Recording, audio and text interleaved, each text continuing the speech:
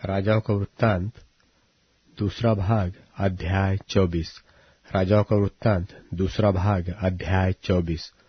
उसके दिनों में बाबेल के राजा नबूकदनेस्सर ने चढ़ाई की और यहोयाकीम 3 वर्ष तक उसके अधीन रहा।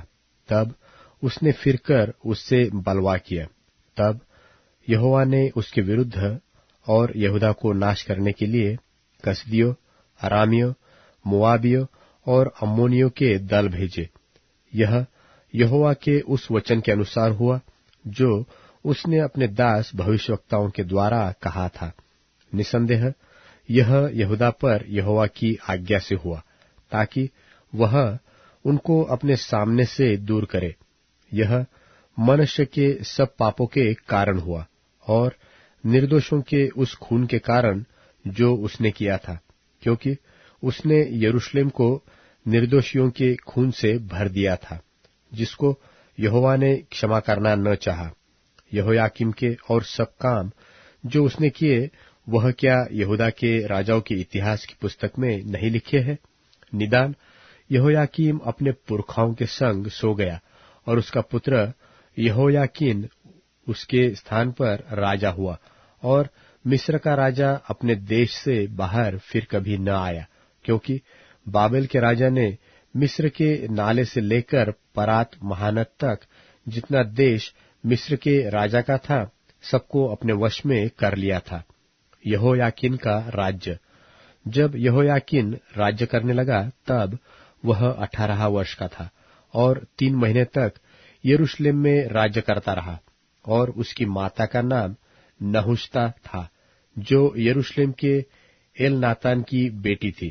उसने ठीक अपने पिता की नाई वह किया जो यहोवा की दृष्टि में बुरा है। उसके दिनों में बाबेल के राजा नबूकदनेस्सर के कर्मचारियों ने यरूशलेम पर चढ़ाई करके नगर को घेर लिया।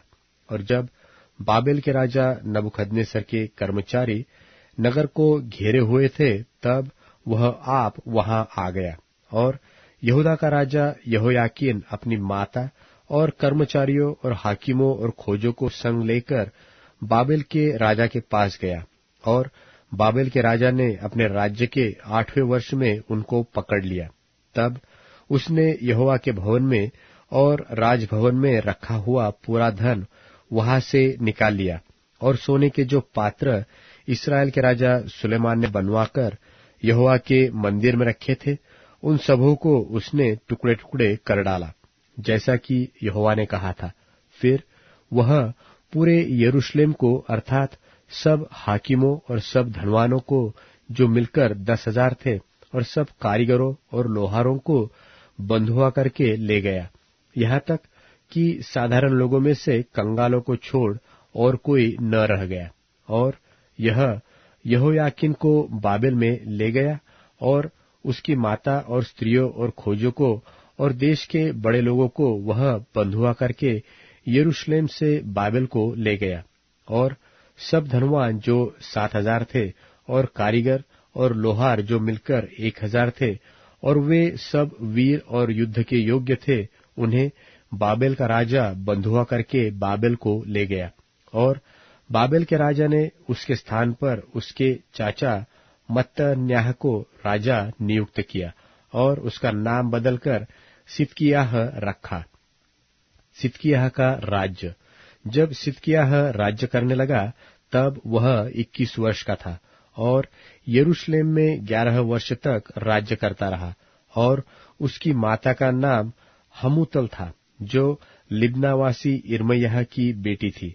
उसने ठीक यहोयाकीम की लीक पर चलकर वही किया जो यहोवा की दृष्टि में बुरा है, क्योंकि यहोवा के कोप के कारण यरूशलेम और यहूदा की ऐसी दशा हुई कि अंत में उसने उसको अपने सामने से दूर किया।